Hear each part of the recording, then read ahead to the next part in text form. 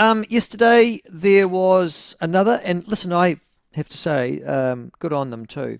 Taxpayer Union-Curia Poll, which was published yesterday afternoon. I think I got mine. Well, let's discuss what it said. We're joined by the curator of that particular poll, the Curia part of the Taxpayers Union, David Farrar, and he joins us now. David, thank you so much for joining us. Good morning Good to to you. be back. Good Good on you, morning. mate. Listen, the latest poll, to be honest with you, I looked at it and went, the figures are bouncing around so marginally. It's almost margin of error stuff. Did I read that right, or did something really happen between yesterday's poll and the one that you conducted beforehand? Well, there was a budget between. So the interesting thing I find from the poll is the budget didn't move things greatly. National went down 1%, Labor went up. You're still very marginally got centre-right government on the poll.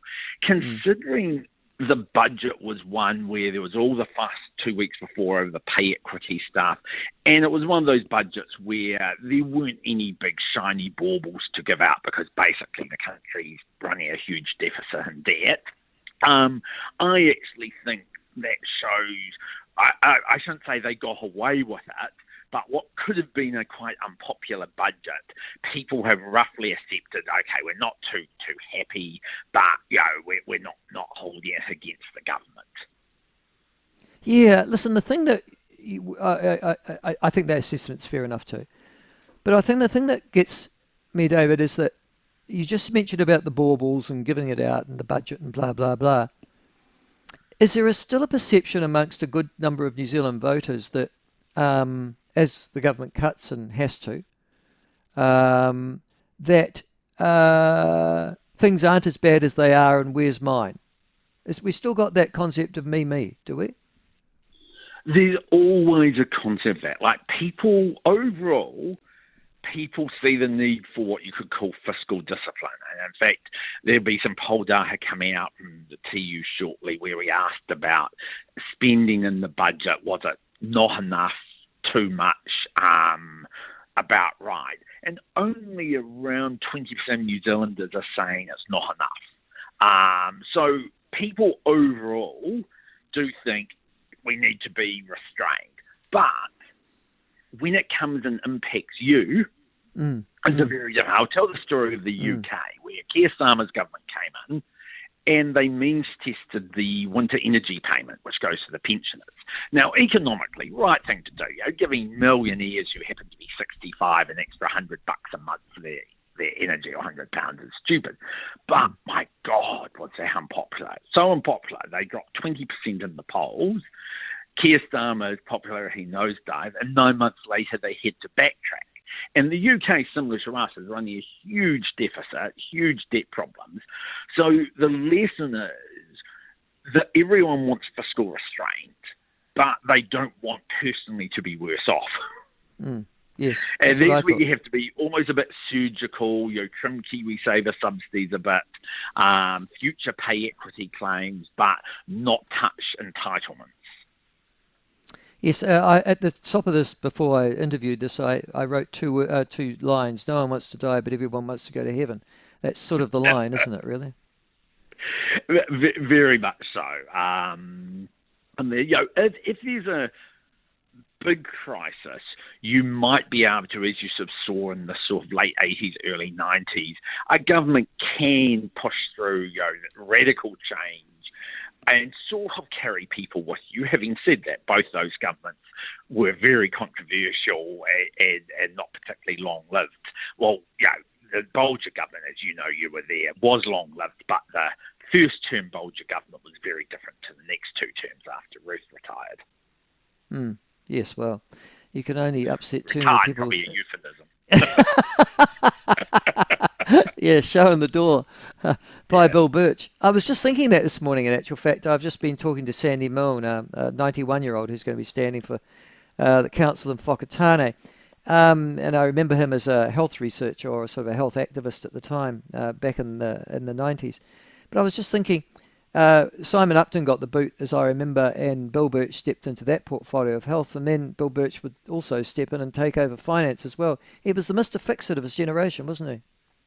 He was, and there's been each government has sort of had one of those.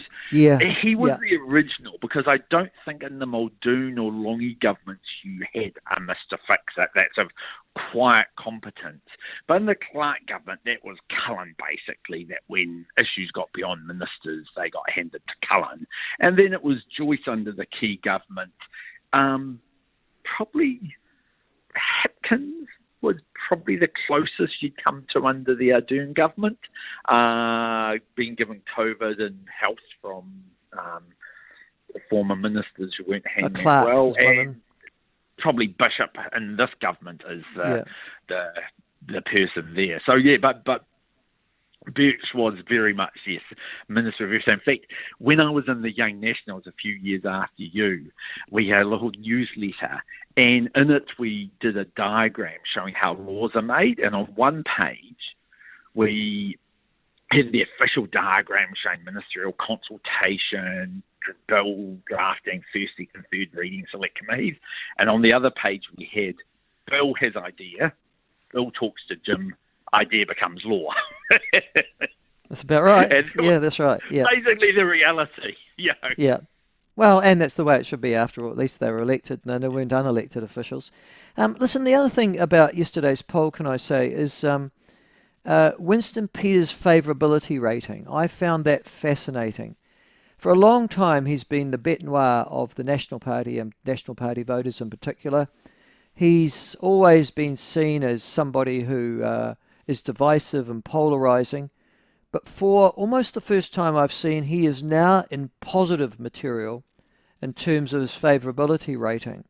What does that tell you, given that he's just spent the last 18 months as Deputy Prime Minister? This is quite amazing because, like you, I have long memories of Winston. And even when he was in coalition the first time with National in 96, 97, there was still deep suspicion of him. And if you go back to just before the last election, Winston was probably the most unpopular politician in New Zealand because the Labour voters didn't like him because he turned on Labour in their second term and was attacking them all the time. But National voters didn't like him because he's the one who put Jacinda in power. He took, government away from Bill English and Stephen Joyce and gave it to Jacinda. So he had deeply negative ratings on both sides. And what we've seen since is National voters now really like him. He's up at around plus 30% with National voters. Wow. And that is amazing considering the years of bad blood there. But also with Labour voters, rather they don't like him overall, he is less polarising than David Seymour. So they're more mildly against him rather than massively against Seymour and Luxon. So overall, he's actually got the second highest favourability rating, just slightly below Chris Hipkins.